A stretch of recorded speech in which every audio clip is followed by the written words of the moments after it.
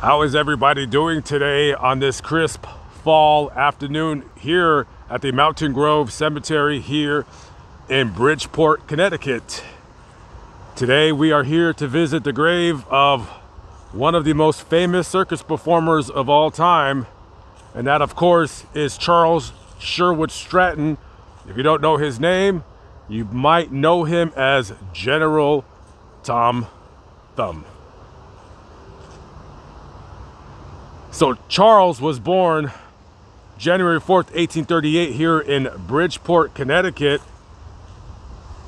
He was a big baby when he was born. He was over 9 pounds, a healthy bundle of joy, some people would honestly say. But his mother noticed when he was 5 months old, when he turned 6 months old, that he hadn't really grown the way a normal baby should grow.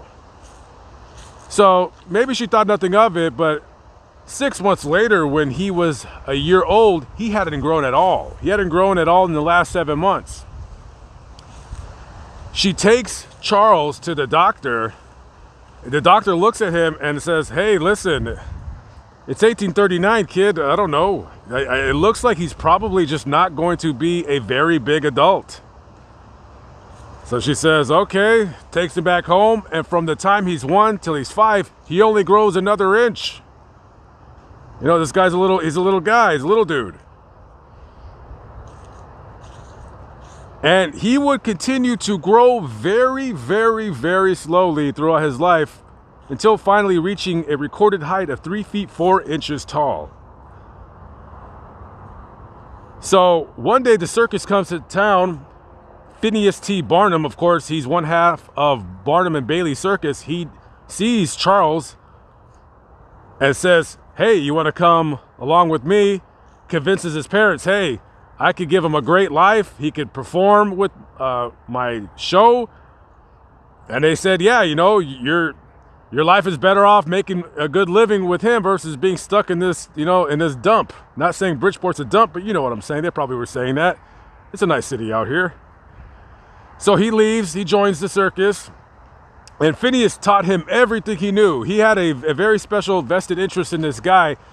He taught him how to sing, he taught him how to dance, he taught him how to mime, he taught him how to do impressions.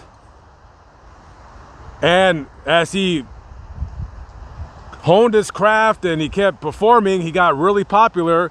The circus takes its show overseas to Europe, and he just gets wildly popular.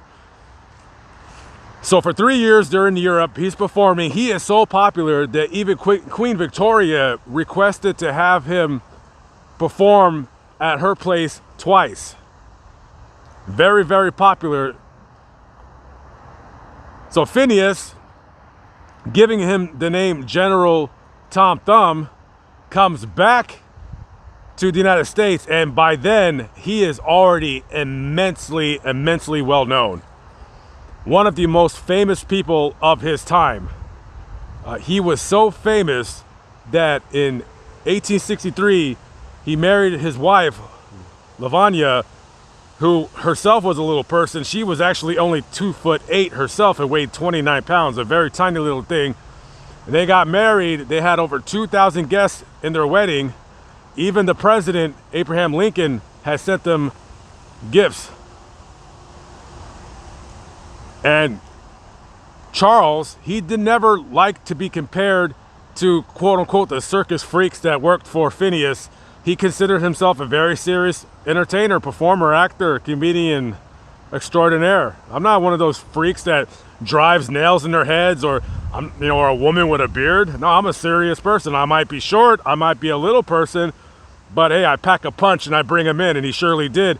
When Phineas almost went out of business, Charles was so well off because, he saved his money. He didn't go out drinking and gambling. Well, maybe he did, but, maybe not too much, that he actually bought into the circus and saved them, and not only helping the circus continue, but turning from his employer, now he's his business partner.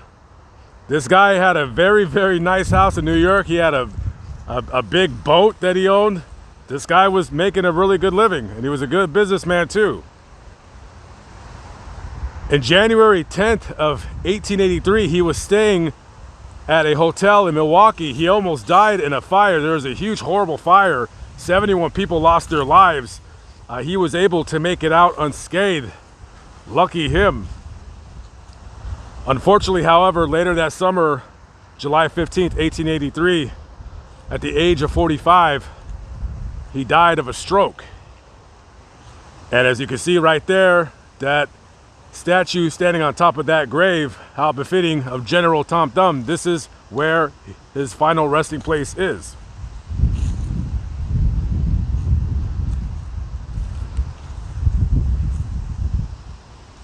And as you can see, as we approach his grave, his name is inscribed right here. Charles Sherwood Stratton died July 15th, 1883. 45 years, 6 months, and 11 days. And I believe he's buried with his mother and father. His wife is also buried here, I believe, as well. Even though his wife got remarried after he died, Livonia, I believe online that she is buried here, but her name is not inscribed on the monument.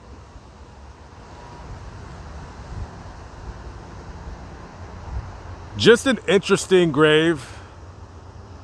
You know, I like going to cemeteries and telling stories of the people that have passed.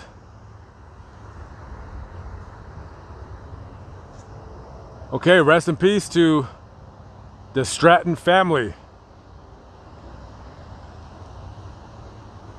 Okay, guys, I'll see you on the next vlog. Have a good day.